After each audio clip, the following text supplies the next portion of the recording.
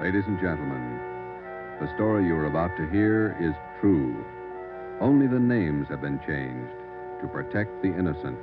NBC brings you Dragnet.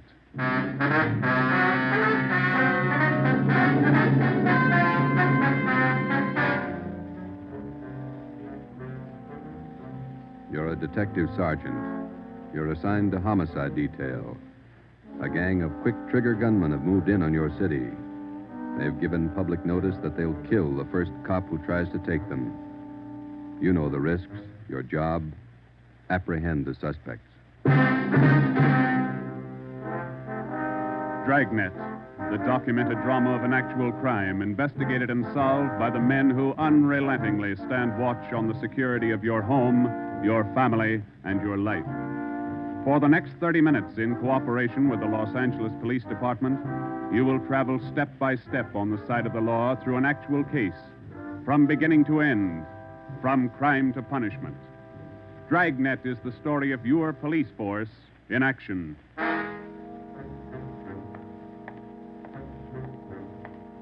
It was Wednesday, April 17th. It was warm in Los Angeles. We were working the night watch out of homicide detail. The boss is Ed Backstrand, chief of detectives. My partner's Ben Romero. My name's Friday. I was on the way back from the record bureau. It was 4 minutes to 6 when I got to room 42. Homicide. Say, Ben, I pulled the package on the Raymond killing. And that proves you can still read, Friday. He said it, Joe. Your pal, Fred Lindsay. Hiya, Fred. What's doing? Busier than you are. We know what we're looking for. Just having a little trouble finding them. That's the way it is with automobiles. They misplace so easy. Not normally, they don't. We got a small-size epidemic on our hands. Well, don't let us keep you, Fred. Just ducked in here for a breath of calm air and to invite you to dinner for the last time. The wife and I are still waiting for the first time. How about it, Joe? Ruth's got a new pressure cooker. Your sister-in-law visiting you again, huh? No, on the level. Not selling a thing. Come on. Who is it this time? My cousin. But she's awfully pretty, Joe. Oh, why do you guys insist on trying to marry me off? Me and Fred went down fighting, but it kind of grows on you after a while. Now, tell me, what is it about a married man? Just can't stand to see one single man left in the world. How about it, Joe? Tomorrow night at 7, okay? Okay, tell Ruth I'll be there. It figures that he's got to run out of kinfolks pretty soon. Fine, we'll be expecting you. Got a stakeout tonight, but tomorrow I'll be clear. Anything big? Nothing definite, Ben. Just to follow up on those stolen cars. See you, men. So long, Lindsay. Joe, you'll like my cousin. Oh, never say die. What a character.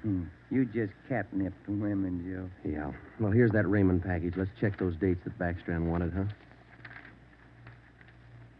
Wednesday, April 17th was just routine.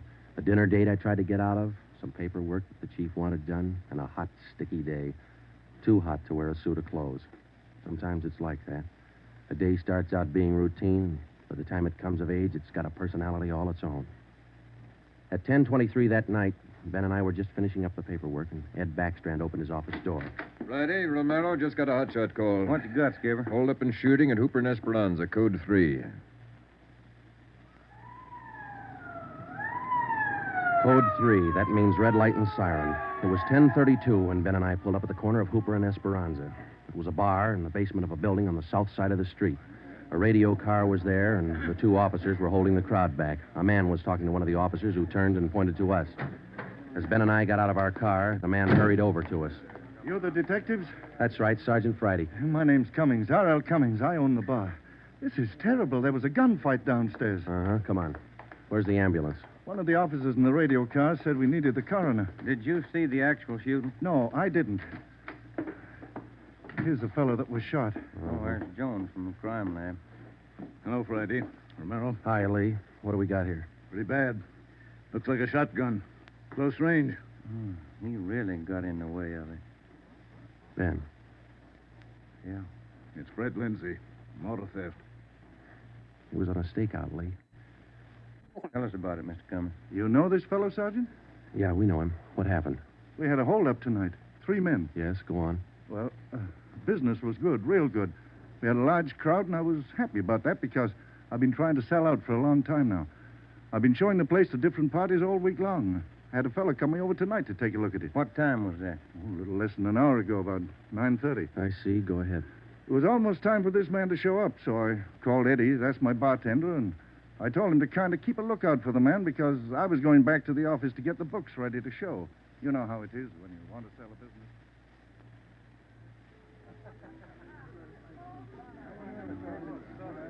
You'll watch for him, Eddie? You bet I will. If you want me, I'll be back in the office.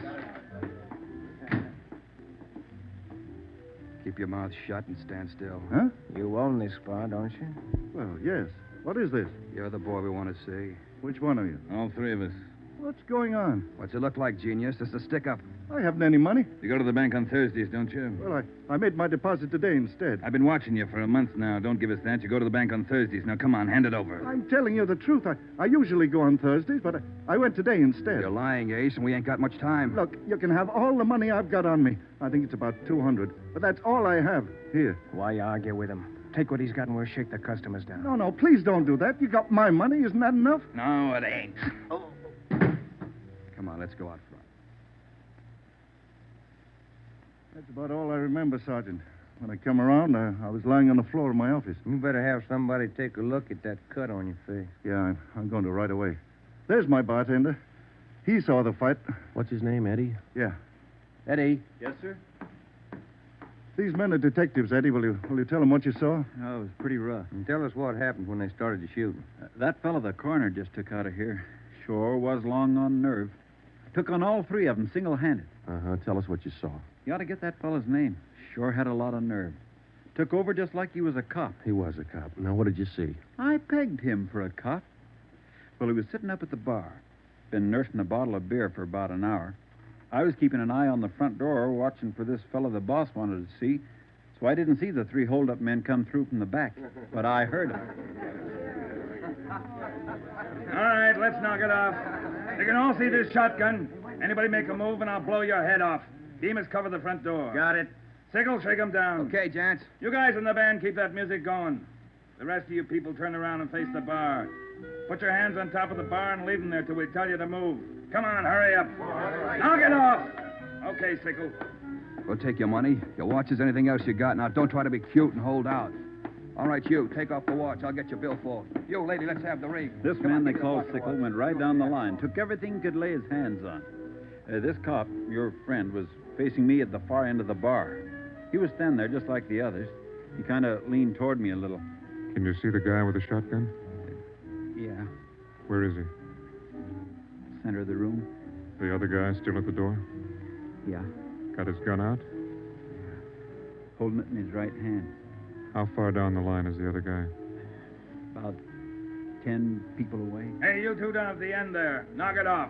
Hurry up, Sickle. Doing the best I can. Come on, let's have the purse, lady. You, next to the lady here, get the watch off. I'll take this wallet over. How far away now? He's getting closer. But we better shut up like he says. I'm going to take the one with the shotgun Oh, first. he'll blow you to pieces. I got a gun. How far away is that guy now? I thought Jans told you two to shut up. All right, Sickle, try to move and I'll break your back. Let me go. Go ahead and shoot, Jans. Stay away from him, Sickle. All you people at the bar, down on the floor. Okay, you with that shotgun, grab it. Demas, can you get a shot at him? Not without hitting Sickle. Come on, you, I'm waiting. You got us all wrong, boy. We like Sickle, but not that much. The cop was holding Sickle as a shield. When the big guy let go of the shotgun, both the cop and Sickle ducked. The cop didn't get hit. This man, Sickle, fell over on his face, grabbed at his arm. The man with the shotgun went down on one knee, holding his stomach. The man at the door took a shot at the cop, but he missed. Then the cop fired 3 shots at the man by the door. Looked like the first 2 missed, but the last one caught the man in the leg and he went down. Well, by this time, the big guy with the shotgun had recovered enough to hold his weapon again. I tried to warn the cop. Look out! The guy with the shotgun! I see him. The cop pointed his gun and pulled the trigger, but he was out of shells. Boy, Sergeant, my stomach knotted up when I heard that hammer fall against those empty chambers. The cop threw his gun at the guy with the shotgun and then ran right at him. You know, it was just as if that cop was trying to run right down the barrel of that shotgun. I glanced at the cop on the floor, then I tried to follow the 3 of them as they made their way out of the bar. They jumped into a car out front and drove off. As I kid, I used to watch Bill Hart take on a whole gang in the movies, but this way, right in front of my eyes, Sergeant, he was an awful brave guy. Did you get the license number of their car? No, I didn't. I couldn't see very well. You got a pretty good look at all three of the men, though, didn't you? I believe I'd recognize any of them. Thanks, Eddie. What's your last name? Bowers. Eddie Bowers. Got that, Ben? Yeah.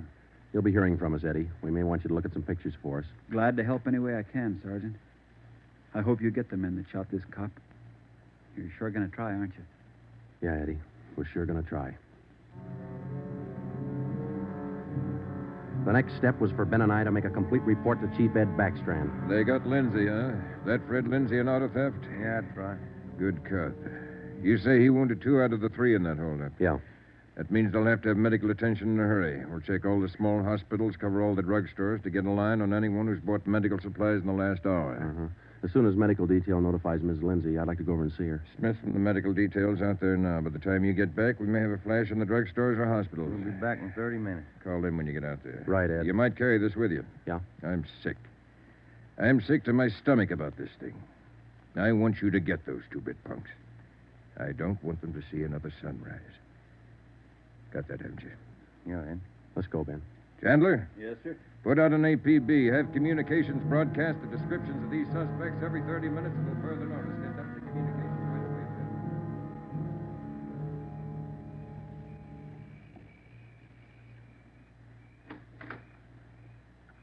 Hello, Joe. Come in. Thanks, Ruth. Sit down. Ruth, you know how we all feel. It's all right, Joe. You're married to a cop. I guess you're meant to expect things like this. He'll like that. Fred and I used to discuss the possibility of this. Used to worry about him. I used to worry a lot, Joe. And all those nights when he was away and the days, I used to worry. Now I know he's safe. Anything you want or you need? Thanks, no, Joe. Anything at all that I can do? Yes, Joe. I think there's something you can do. You and Ben are assigned to this case, aren't you? That's right. Then be careful. Just thinking that you and Ben will have to face those killers. Ben's wife. Be careful, Joe. Yeah, Ruth, we will. Sure. I want to see you get the men that did this to Fred. More than anything, I want that. No more heartaches. Yeah. Thanks for coming by, Joe.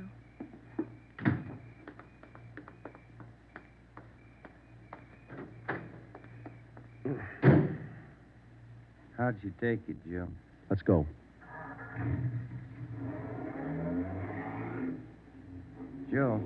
Joe, how'd she take it? You're married, Ben. You figure it. It was 11:30 when we got back to Central Division.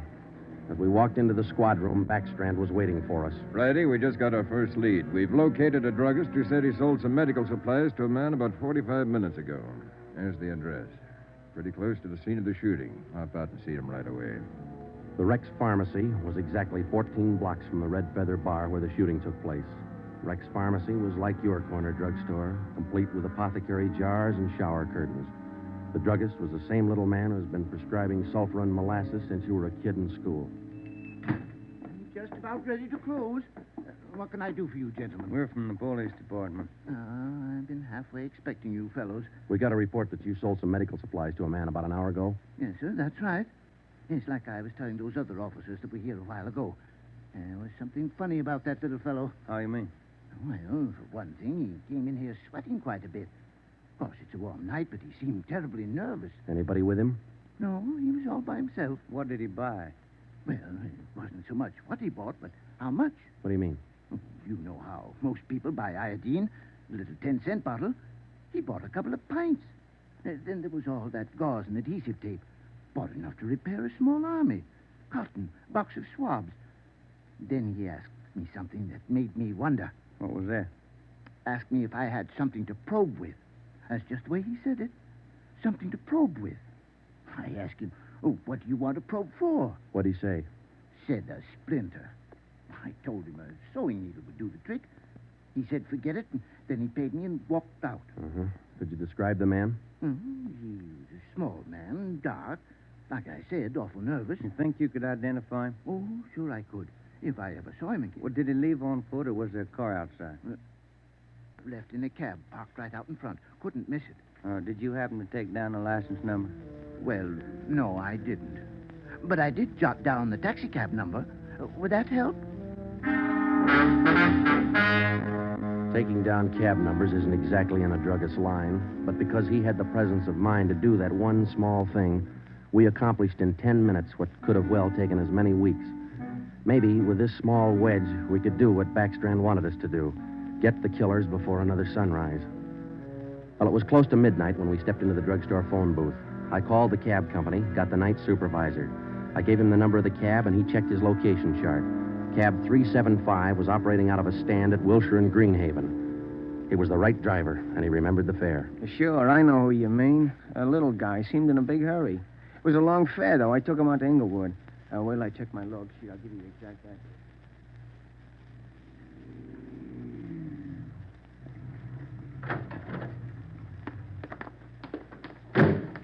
Here it is, Joe. 1523 Imperial. It's the rooming house. Yeah, come on. We'll check with the landlady. Kind of late, Joe. Yeah, let's stand away from the door, huh? Might not be the landlady who answers. Yes, what do you want? Police department. Oh, well, just a minute. Let me see your badge. There you are, ma'am. I'm Sergeant Friday. This is Romero. Homicide. All right. Now, what do you want? I run a good, clean rooming house It's here. not the house, lady. It's one of your tenants. Which one? That's what we want you to help us on. Look, do you men know what time it is? Come back here in the morning. Sorry, this can't wait till morning. Well, I'm not going to invite you in. We'll talk right here on the porch and keep your voices down. My tenants work during the day. Whatever you say, ma'am. Now, what is it you want to know? We're looking for a small, dark man. Well, I got 3 here. Could fit that description. No, he came in late tonight, about 45 minutes ago. I wouldn't know about that. I don't spy on my people. This is very important. You'll have to keep your voices down. Sorry. He's dark and he's small. No, I didn't just say he was dark. You must mean Mr. Tyndall. What's he done? What's his room number? He's in room 10, but I can't allow you to tramp up and down the stairs at this hour. You'll wake all my roomers. We'll be as quiet as he wants us to be. Now, what do you mean by that? Is there going to be trouble? I don't know, lady. Where do we find number 10? The end of the hall, last room on the right, and keep your voices down. If you'll just wait in your room, lady, we'll call you if we want you. Okay, here we are. If I keep the door clear, Ben, we might have trouble. Think they all in there? We'll know in a minute.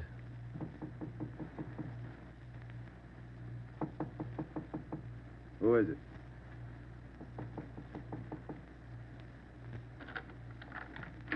What do you want? Police department. I'll try this closet, Joe. What do you want with me? What are you looking for? Closet's empty. What'd you say your name was? Tyndall, Bob Tyndall. New name, but same face, huh, Joe? Yeah, how long you been out of jail, Tenny?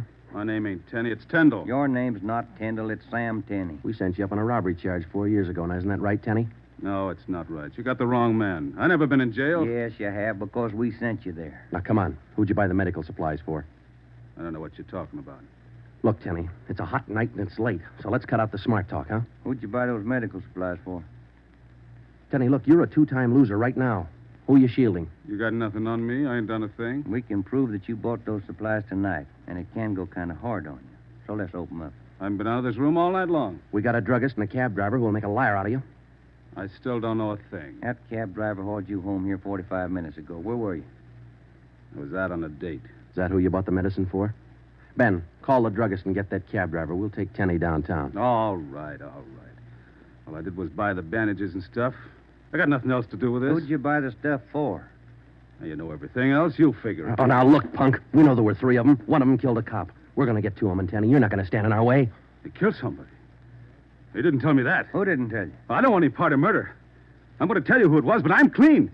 I got nothing to do with it. I was trying to help him out of a jam. Who were you trying to help? It was Roy Bemis, Charlie Sickle, and Red Jans. They didn't tell me nothing about murder. Oh, why'd you help? They offered me a pretty good piece of change to run an errand for them. You know I got paid for. That's all I had to do with it. Where did you deliver those medical supplies? I have to tell you that. I'm afraid of Jans. He's awful free with that shotgun. We'll give you protection. Now, where are they? Can I go to jail till you get them? You'll get protection. Give us the address. It's an apartment house. Just around the corner from here. The Blue Eagle. We took Sam Tenney down to Central Division with us. On the way downtown, he told us that Red Jantz and the other two had their room at the Blue Eagle barricaded.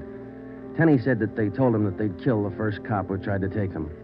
But we knew they were wounded. He told us that Sickle had an arm wound, Bemis got it in the leg, and Jantz had a slug in his side.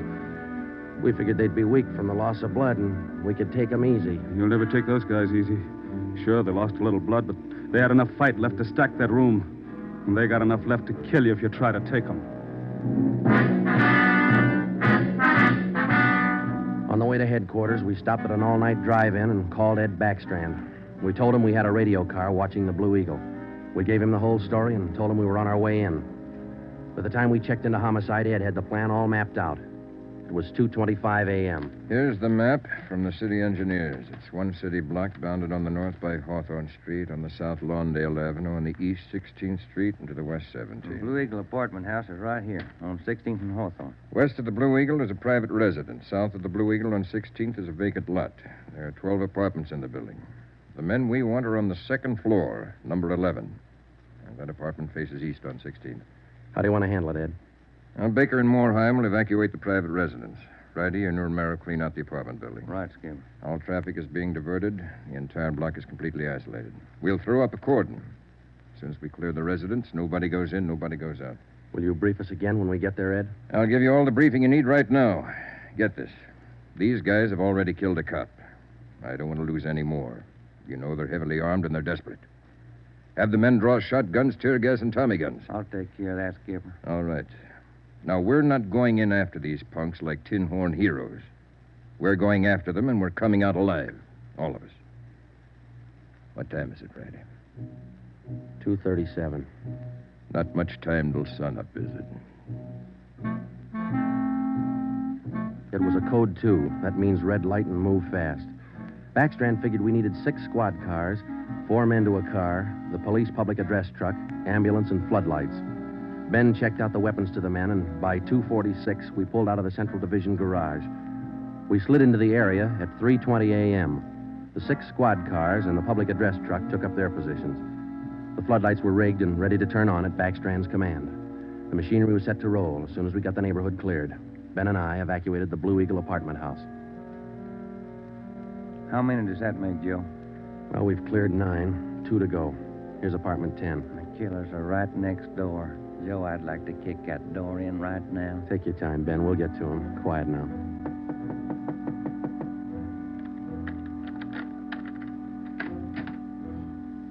Yeah, what is it? Police department. May we come in? Yeah, of course.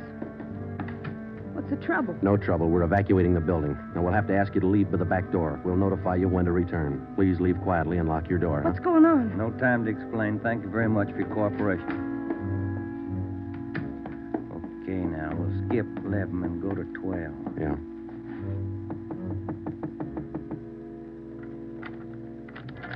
Yeah? Who are you? Police department. Can we come in? Sorry to disturb you at this hour. We're evacuating the building. Please hurry and leave quietly by the back door. You'll be notified when to return. Lock your door when you leave. Thank you.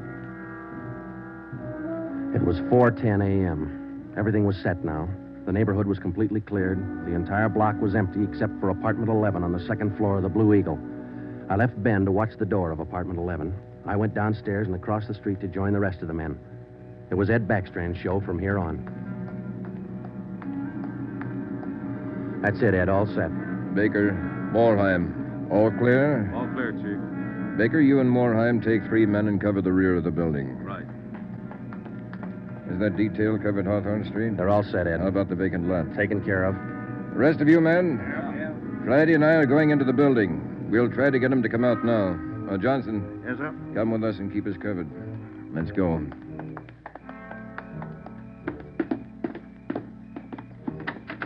Apartment 11's up at the head of the stairs, Ed. Right. Any action, Romero? Not a thing, Skipper. Keep down, all of you. I'll try to get them out. Jantz, Bemis, Sickle, you're all alone. The building's clear. Come on out with your hands behind your head. Come on out, Jantz, or we'll come in and get you. You hear me?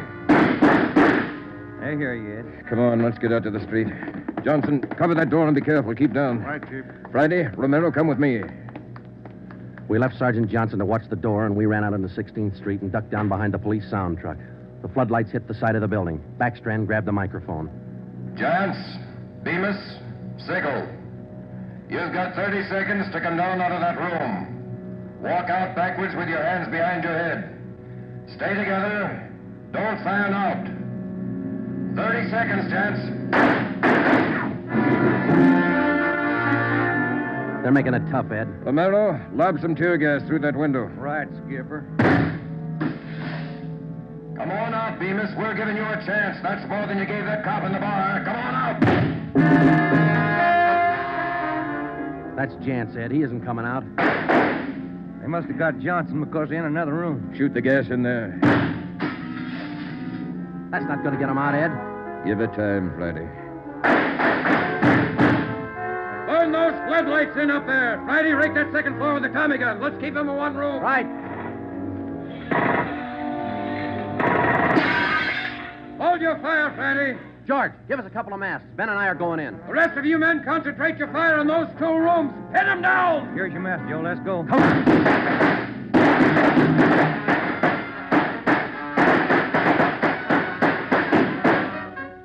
Put that mask on, Ben, and keep down. Yeah, wait a minute.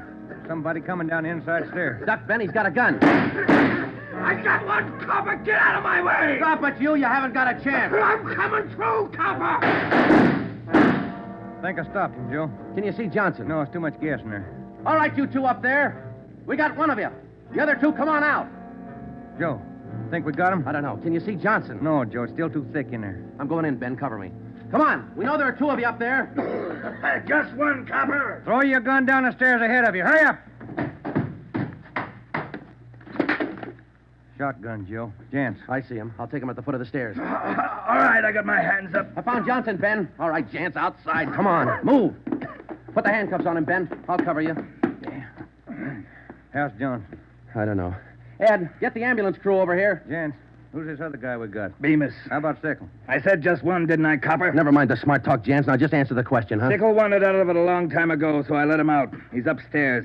I let him out the back way. Mean you shot him? He wanted out, didn't he? All right. We'll take him in. Johnson's in the ambulance. I'll see you in the office. Yeah. Right, Skipper.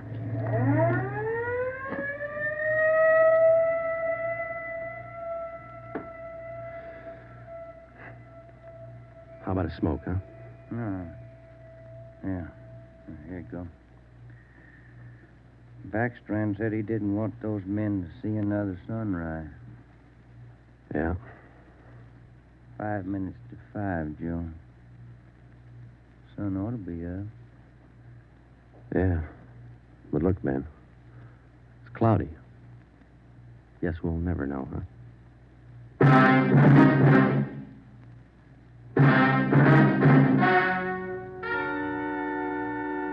The story you have just heard was true. Only the names were changed to protect the innocent. Edgar Red Jans, the sole survivor, was tried and convicted and sentenced to be put to death in the state penitentiary in the manner prescribed by law.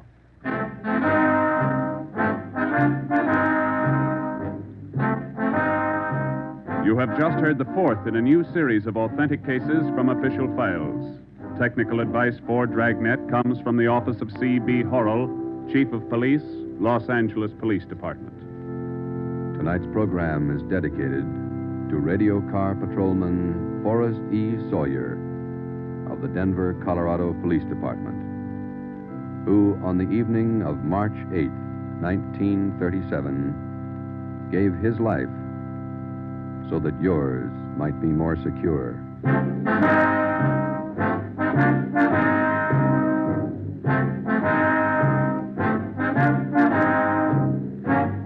Dragnet came to you from Los Angeles.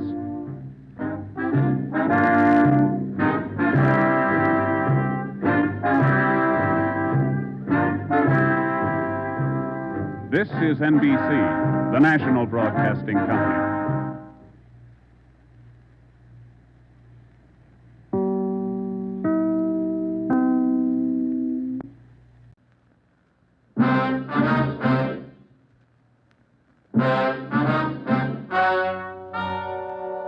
Ladies and gentlemen, the story you are about to hear is true. Only the names have been changed to protect the innocent. NBC brings you Dragnet.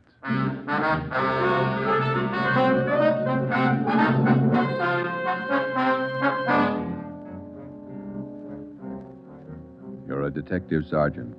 You're assigned to homicide. Somewhere in the tangled web of your city, there's a killer on the loose. A young woman has been brutally murdered. The weapon, a steel bludgeon. Your job is to get him.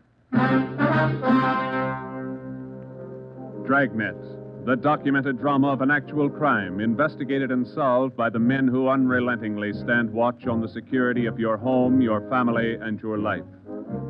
For the next 30 minutes, in cooperation with the Los Angeles Police Department, you will travel step by step on the side of the law through an actual case from official police files. From beginning to end, from crime to punishment. Dragnet is the story of your police force in action.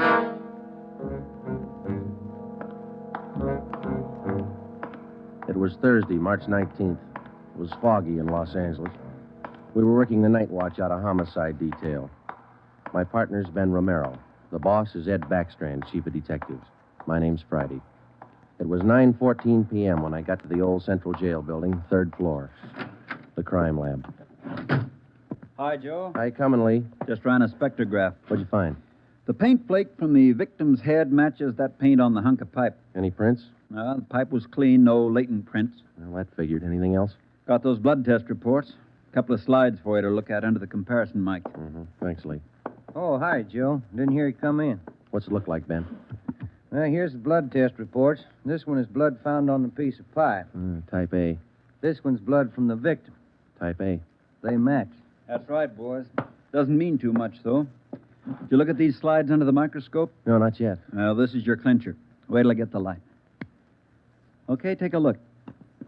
Mm-hmm. Got a make? Yeah, go ahead. Well, this slide here on the right, Mm-hmm. that's a slice of hair from the victim's head. On the other slide is hair found on the steel pipe. Yeah? She had wavy hair. Both specimens are flat. Same hair, Joe. Got anything on that piece of pipe, Lee? Nothing. Just ordinary steel pipe, 14 inches long. What else you got? The plaster impressions of those footprints we found by the body. Here they are. Crepe soles? Tennis shoes, new ones, size 9, good impression. Ground was soft. Man about 150 pounds, according to the length of stride, roughly about 5 feet 10 inches tall. Yeah, new shoes, all right. You can still read the manufacturer's label. That's right, made by the Sport King Company. Well, that's something to follow up. Yeah, sure, you could start with the tennis courts. Only about 1,000 or so in L.A. Maybe you'd rather track down the brand. These particular tennis shoes are the biggest sellers in the country. Yeah. Where'd you like to start, Minneapolis or Pullman, Washington? What about that glove? Yeah, you might look for a missing glove. Yeah. They go well with the shoes, just about as common. White cotton work gloves with a blue top. Here's the right glove. You find the left one. Blood on the glove? Type A. Well, that's good evidence, Jones, but where's the lead? Now, look, I don't ask you to pay my parking tickets. You want to see blow-ups? Okay. Right over here. Oh, yeah. This is the vacant lot where they found the body. And that's right. Here's a close-up of her showing the location of the murder weapon, the glove, and the footprints relative to the position of the body. Looks as bad as yesterday. Sure did work her over, didn't he? The rest of these are morgue shots. Interested? No, I checked them this morning. Once is enough, Lee. Yeah, that winds it, boys. You want to go over the stuff in her purse again? You find anything more? No, nothing you haven't seen already. The usual. Makeup, comb, barrette. It's a hair clip. Mm-hmm. Few cheap stones in it. Loose change, a quarter, nickel, few pennies. Her ID card. Yeah. Helen Corday, 33 Naomi Place, age 21. 21. That's not very old, is it, Lee? Not to die. No.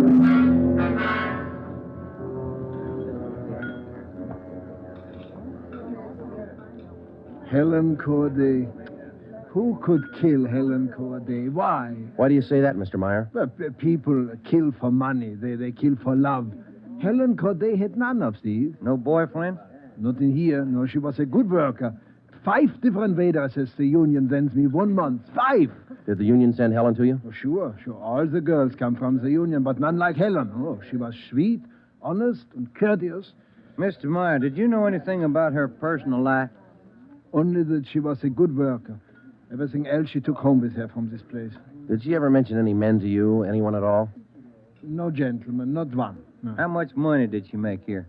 I paid her $26.50 a week, every Tuesday. Not much salary for so much work, but the tips are very good here. Nice customers. Mm-hmm. Nice. This her home address, 33 Naomi Place? 33 Naomi, yeah, that's right, yeah. Thank you very much, Mr. Meyer, for your time. I wonder what kind of a person does things like that. Who could kill Helen Corday? Everybody liked Helen. Helen Corday? I never liked her. Come on in the office, boys, where we can talk. Never liked her because I never knew her. You the head of the union? Not just a steward. I know most of the girls. This Corday girl, what she look like? Small brunette, about 5'3". Here's a picture. Yeah. Pretty girl, wasn't she? Oh, sure. Placed her out at Otto's place. Nice little Dutch fella. Otto Meyer. That's right. He seemed to think quite a lot of her. Yeah, she was a fine worker. Oh, sure. Always right up on her dues. Paid all the assessments right on time. Thought you said you didn't know her. Well, not right off, I didn't, but when you showed me that picture there, placed her right away. You know anything about her personal life? Hey, wait a minute. Why all these questions? Helen Corday was murdered last night. Oh. Who did it? You know anything about her personal life? Well, you can see my position, Sergeant. 1,200 girls. Check 'em in, check 'em out. Just names to me till I see a picture of 'em. You wouldn't know if she had any boyfriends here in the union? Waiters, busboys? That I wouldn't know. Like I tell you, Sergeant, I never knew Helen Corday. Sure, I knew Helen Corday. Gus plays a nice piano, huh, Sergeant? Yeah. I read about it in the paper this morning. How long you been selling pianos here at this place? About as long as I knew Helen. 3 years. How'd you find me? Helen's landlady, we talked to her yesterday. She told us she worked here at this piano store. Oh. It's funny, isn't it? What's funny? See Gus over there? That fellow demonstrating the piano? A few weeks ago, I made a deal with him to give Helen piano lessons. I figured it would help her with her singing lessons. Wanted to be a singer, you know. Did Helen know that fellow, Gus? No, she never met him. Who gave her the singing lessons, Miss Olson? She took from Ostrander. Paul Ostrander out on Melrose. A lot of movie people used to take from him. What do you know about her personal life? How do you mean? Does she have any boyfriends? Well, yes. You don't seem sure, Miss Olson. Well, it's just that I don't know. I never asked Helen. But she did have a few dates with Paul Ostrander. I don't think she was serious. How about Ostrander? Gee, I don't know, Sergeant. I don't want to involve anybody. You want to help us find the killer, don't you? Yes, but if you're thinking Paul Ostrander did it, no, I'm sure he didn't kill her.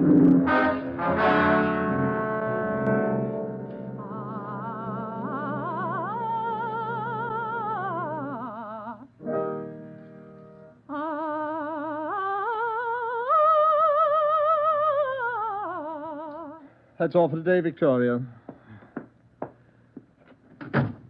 No, gentlemen. I did not kill Helen Corday. You gave her singing lessons, Mr. Ostrander. You knew her pretty well? Yes, I gave her voice coaching for about 1.5 years. Helen showed a little promise. Not a great voice, a bad vibrato. You knew her pretty well? Why do you say that? Mr. Ostrander, didn't you used to take her out once in a while? No, I didn't know Helen socially at all. We know you had dates with her. That's not true.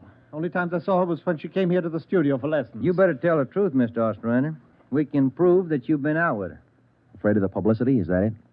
Certainly that's it.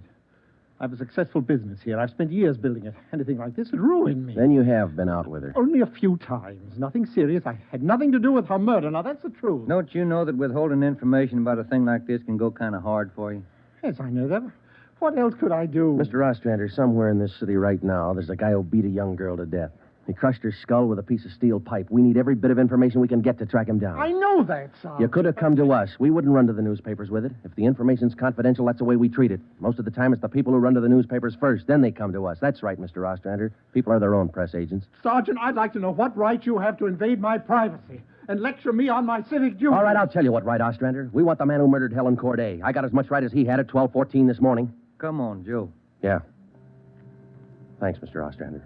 Sorry if I invaded your privacy.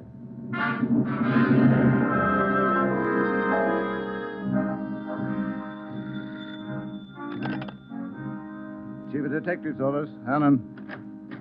No, I'm sorry, ma'am. You got the wrong extension. Try 2511. You're welcome. Hi, Friday, Romero. Chief's been looking for you. Thank you, Mike. Come on, Joe. Yeah. Hello, Joe. Ben, sit down. What'd you get? A notebook full of notes.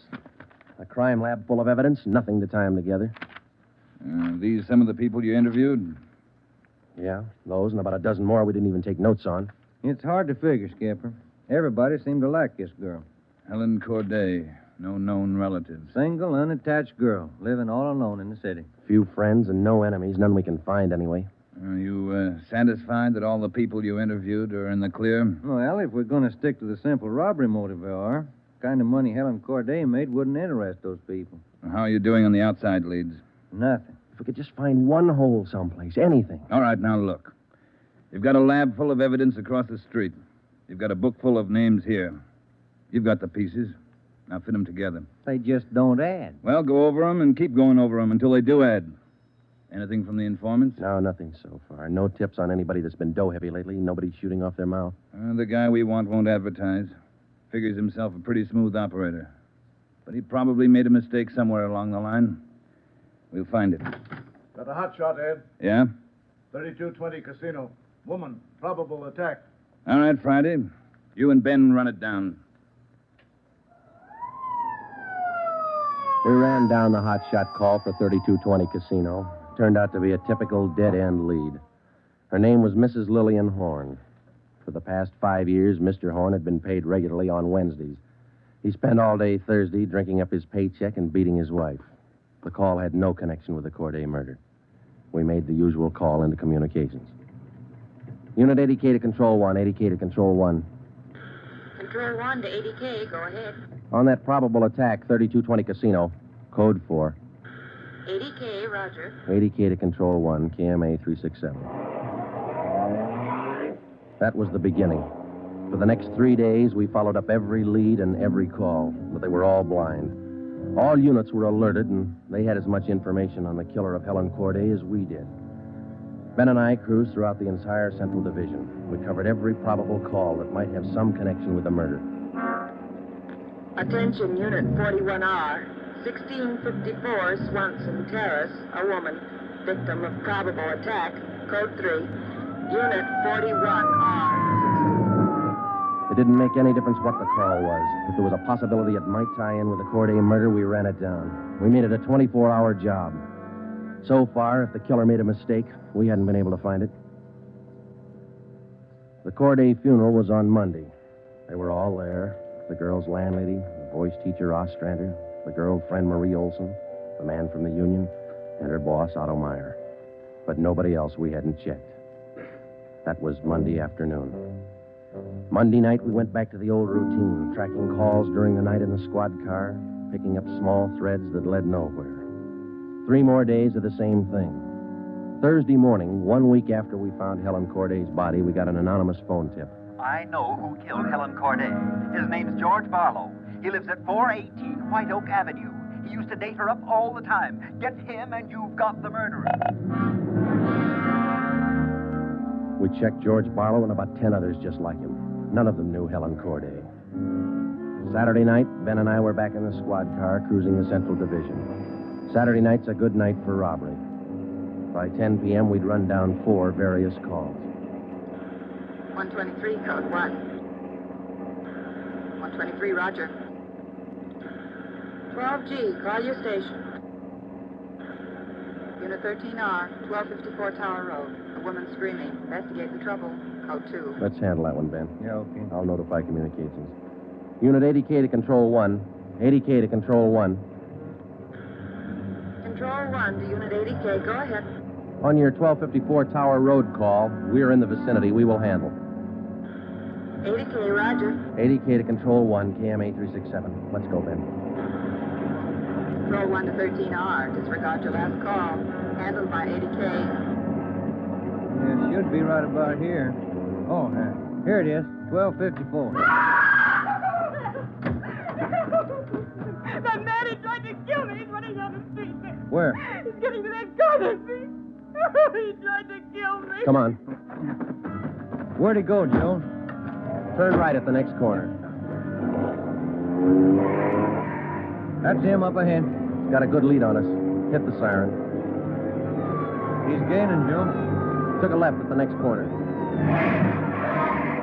Oh, he isn't going to stop. Close in as tight as you can, Ben. Down to the floor now. Swing out to the left a little. I'm going for his tires. Right. All right, that'll slow him down. Pull up on him. Yeah. All right, you. Keep both hands on that wheel and get over to the curb. Cover me, Joe. Right. Out of that car, mister. Shake him down. Hey, take it easy, will you? I haven't got a gun. Put the cuffs on him. Hey, well, you boys work fast. What am I do with the gas chamber? Just save that, mister. It's pretty rough treatment for speeding. All right, come on, you. Look, I got a right to know where you're taking me. What's the charge? We'll let the girl tell you. What girl? You just sit there and be quiet, huh? Oh, I know where you're going. The place back on Tar Road. Well, I asked to use the phone. The girl slammed the door in my face. I don't know what you cops are trying to prove. I just wanted to use the phone, that's all. I even tried to scare her a little. I told her I'd hit her over the head if she didn't let me use the phone. It's a laugh, huh? All right, you, get out. Yeah, I suppose so. Get out. Hey. I got nothing to hide. That little girl's gonna lie. You know that, don't you? Who's there? Police officer.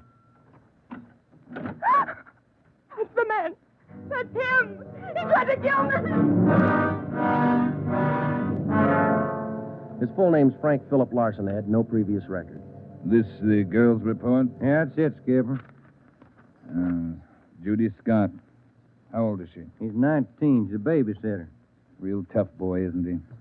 Forced his way into the house, beat her about the neck and arms.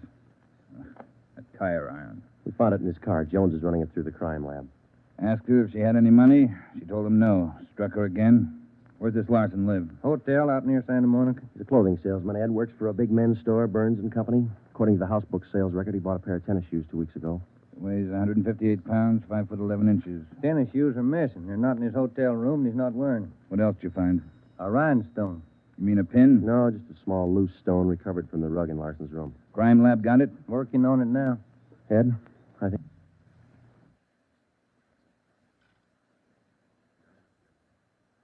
We got the man who killed Helen Corday. A few scraps of circumstantial evidence and a hunch. That's not much to go on. Larson had gone after the little Scott girl with a tire iron. Wasn't much of a tie-in, but we had to be sure. All that day, we checked Frank Larson's alibi for the night of Helen Corday's murder. We interviewed the personnel manager at Burns and Company where he worked. We talked to all the clerks who knew him, the manager of the hotel where he lived. We found out everything we could about Frank Larson. And that night at 10 o'clock, we had the prisoner brought to the interrogation room. How are you, Larson? Fine. Just fine. I like jail. Sit down. Lousy weather, been foggy all over town. I wouldn't know. I've been inside all day. How old are you, Larson? 31, same as the last time you asked me. Where'd you go to school? I didn't. I was born smart. You sell clothes, don't you, Larson? We know you work for Burns and Company. Remember, you told us. What is all this? What are you guys trying to build? Just want to know if you like selling clothes. That's all. What do you coppers know about clothes? One blue serge a year is your speed. You know quite a bit about clothes, don't you? I've been selling them for 5 years. Can you tell me something I've been wondering about? What's that? Are your socks and tie always supposed to match? That's what the style books say. Bet you always know the right things to wear, don't you? You wouldn't wear black shoes with a brown suit, would you? Is that what you're keeping me here for? Style, isn't it? Oh, would you? Would you wear black shoes with a brown suit? Most people wouldn't. Bet you wouldn't wear brown shoes with a tuxedo either. I've been smoking too much. You got a glass of water? Oh, yeah, sure.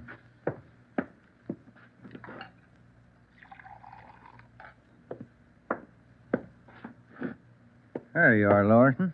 Thanks. That's good and cold. How about it? Would you ever wear brown shoes with a tux? Nobody would. That's a navy blue flannel you got on there, isn't it? Yeah. It's a good-looking suit. Stop around sometime. Get you a good deal. Suit like that flannel there you're wearing, you'd never wear tennis shoes with an outfit like that, would you? What do you think? I think you did. I think you wore them the night you killed Helen Corday. Who? Maybe you didn't have the blue suit on, but you were wearing tennis shoes, Sport King, size 9. Sell for $5.95. You picked them up at a discount. Cost you $3.25. Where'd you get that? Out of the house book, Burns and Company. You wouldn't have those shoes around now, would you? We couldn't find them in your hotel room. Your boss, Mr. Craig, used to think a lot of you, Larson. Before you started drinking on the job, your commissions used to run pretty high up the last couple of months. What happened? That cheap rye get to you? Well, you two really nosed around, didn't you? When are you going to tell me what I eat for breakfast? Cornflakes, cup of coffee, donut, sometimes 2 donuts when you're hungry. Elsie waits on you at the Royal Cafe. She gets a dime tip. And have some more of that water. Help yourself, there's a cooler. They're good and cold. How about it, Larson? Where are the tennis shoes? They wore out. In 3 weeks? Can't be very good tennis shoes. No, they didn't wear out. What'd you do with them? You know all the answers. You figure it out. We know you bought the tennis shoes. We don't know where they are now. We know you had them, size 9. 3 feet from the body of Helen Corday, we found 2 size 9 footprints made by a pair of Sport King tennis shoes. We figured the man weighed about 150 pounds. You weigh 158. Figured he's about 5'10". You're 5'11". You come awful close to being the same build as the man who killed Helen Corday, don't you, Larson? And you wear the same size tennis shoes, same brand name. A lot of people wear 9s. It's the average size. They sell a lot of Sport Kings, too. Everybody wears them. If we could find your pair, might make a difference. Doesn't mean your tennis shoes made the prints with the body. Doesn't prove that it didn't, neither. What'd you do with them, Larson? I threw them away. That's too bad. Might make a difference. Oh, what difference could it make? I threw them away, that's all. Now, how about the mate to this glove? I never saw it before. Found this right-hand glove by the body of Helen Corday. Just an ordinary cotton work glove. Everybody wears them. If we could find the missing left glove, why, might make a difference. Size medium. That's average, too, isn't it, Larson? I never saw work gloves. I wouldn't know. No, but you bought work gloves, haven't you? Not a pair of those. Mean like this, don't you? We only got one. What kind of work gloves did you buy? I didn't buy any. You just said you did. I never said I bought any work gloves. You bought tennis shoes, though, didn't you? I told you I bought the tennis shoes. Didn't I tell you I bought them? No, you didn't tell us. We told you. Found out from Burns and Company where you worked. All right, you told me. I bought them. You know that. Same kind of tennis shoes that made footprints by Helen Corday's body. It wasn't me. Then why won't you tell us what you did with them? I've already told you I threw them away. They were only 3 weeks old. Must have worn out awful fast. I didn't say they wore out. They got too dirty. No, you told us they wore out. Remember, Larson? I don't remember what I told you, but I don't have them now. We know you don't have them now. Where are they? He told us. They got too dirty. Right, Larson? Yes. Yes, that's what I said. Anyhow, you haven't got them now. No, I haven't got them now. All right, now, just for the record, Larson, which was it? Did they get too dirty or did they wear out? Whatever I said before. You said both before, Larson. All right, I said both. You haven't got anything on me. We got that little Scott girl statement from last night. She says you tried to kill her. She's lying. I told you she'd lie, didn't I? I only wanted to use the phone. She says you hit her with a tire iron. Did you hit her with that iron? No, I only tried to scare her. I didn't hit her with anything. Then how'd you get those marks around her neck and arm? Police doctor says they were made by that tire iron. I don't care what your doctor says. I didn't hurt her. Now, what do you mean, Larson? You didn't hurt her or you didn't hit her with that tire iron? Neither one. I just wanted to use her phone. How'd you know she had a phone? I didn't know if she had a phone. I just went up to find out. To find out what? To find out if I could use her phone. Thought you said you didn't know if she had a phone. I don't know anything the way you twist everything around. Sorry, Larson. We only want the truth. How about a cigarette? Yeah, I could use one. Here's the light. Larson, where were you Wednesday night, March 18th? How many times you going to ask me that same question? Just want to make sure we got it right. I told you this morning. I went to a show. I got out about 11, had a beer, and I went home. What time did you get home? About 11:30. Did you stay home? I went to bed. What'd you see at the show? I never remember the names. You ought to try to remember this, and it's pretty important. No, it was a deluxe theater. It was Spencer Tracy and something. What was on when you walked in? The news. I never go in the middle of a picture. Neither do I. Spoils them for me. Yeah, that's right. The girl in the box office doesn't remember seeing you go in. What'd she know? It was Keno night. There was a big crowd. Did you win anything? I never do. Anybody hit the jackpot? I don't remember. They give away a lot of money at those neighborhood theaters. I always remember who hits the jackpot. Well, all right, you do. I don't. Do you remember if anybody won the jackpot? I told you, no. Did they have a jackpot at that show? I guess they do. I don't know. You knew it was Keno night. You should know if they had a jackpot. Maybe they had a jackpot. I don't know. I went out for a smoke. You said the cartoon was on when you walked in. Why do you always twist what I say? I told you the news was on when I went in. You remember anything about the newsreel? It was 10 days ago. How do I know I was in it? I only know it was a newsreel, that's all. You're lying, Larson. We checked your alibi. The manager of the theater had to cut the newsreel Wednesday night because the show was running long with Keno night. You didn't go to the show Wednesday night, did you? All right, maybe I didn't. I don't remember. What's the difference? The difference is you could have been in that vacant lot the same night, the night Helen Corday was murdered. I didn't kill her. You can't prove I did. Interrogation room, Friday. Hiya, Jones. It did, huh? You're positive. Yeah, okay. Thanks, Lee. Sure you don't want to tell us what you did with those tennis shoes? I'm not going to go back over all that. I've told you guys all I'm going to tell you. You know how the Corday girl was murdered? How would I know? I don't know anything about it. She was on her way home from work, as usual, about midnight. Of course, you were home in bed about that time. But you didn't go to the show that night, Larson. On her way home, Helen Corday always took a shortcut across a vacant lot. She was about halfway through the lot when the murderer tried to grab her purse. She screamed, and he struck her. Hit her several times with a piece of steel pipe 14 inches long. He beat her to death with that piece of steel pipe. Then he dropped the pipe in the right-hand cotton work glove. He left 2 footprints, size 9, Sport King tennis shoes. I know all that. Well, here's something you don't know. When the killer scooped the paper money out of that girl's purse, he accidentally took along a loose rhinestone, a stone that fell out of a cheap barrette in the bottom of her bag. He carried that stone home with him. When he reached in his pocket to pull out the money he stole from her, the rhinestone fell on the floor. So? We found that rhinestone on the rug in your hotel room. Well, I haven't lived in that hotel room all my life. Maybe the tenant before me dropped it there. No, not this one. We checked the cement that held it in that barrette. It matches the glue on the stone. No, Larson, that rhinestone came from the hair clip that Helen Corday wore before she was murdered. And that's enough to take you to the district attorney with. What am I supposed to say? We want you to tell us the truth. Why did you kill Helen Corday? Yeah. You want the sandwiches and coffee now, Sergeant? Bring them in, Mike. Looks like we're going to be here a long time. Yeah, I brought you ham, cheese, and liverwurst, and some fruit. Coffee's black, cream and sugar on the side. Thank you, Mike. Ah, it looks good. What kinds you want, Larson? Ham, cheese, or liverwurst? Oh, you're not hungry? Okay. Sandwich, Joe? No, thanks. I think I'll have an apple, huh? Yeah. Okay. I fixed you a plate there, Larson. Coffee's right here. It's a fine apple. Nice and fresh. This a Washington apple? Yeah, I don't know. Is that coffee hot enough? No, it's fine. Where'd Mike pick these up? Well, across the street. Eddie's? Yeah, Oh, it tastes good. Well, drink your coffee anyway, Larson. It's getting cold. All right! All right! I didn't want to kill her. She screamed and I hit her. All I wanted was her purse. That's all I wanted. She wouldn't give to me. She had to fight back, so I hit her. I didn't want to kill her. All she had to do was give me the purse, and I wouldn't have hurt her. I was drinking, and I didn't know what I was doing. I was drunk. I didn't mean to kill her. I didn't mean to kill her. Mike. Yeah, Joe? Stay with him. We'll call the stenographer.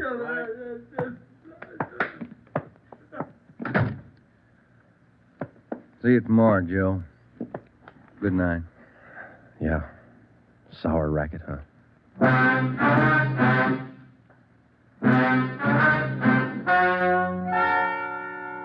The story you have just heard is true. Only the names were changed to protect the innocent. Frank Philip Larson was tried and convicted of murder in the first degree. He was executed in the lethal gas chamber at the state penitentiary.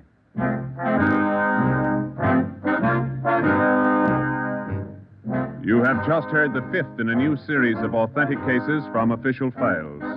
Technical advice for Dragnet is furnished by the Los Angeles Police Department. Tonight's program is dedicated to Police Officer Charles A. Brady of the Chicago, Illinois Police Department, who on the night of September 2nd, 1945, gave his life so that yours might be more secure.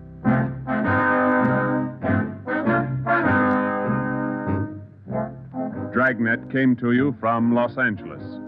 This is NBC, the national broadcasting company.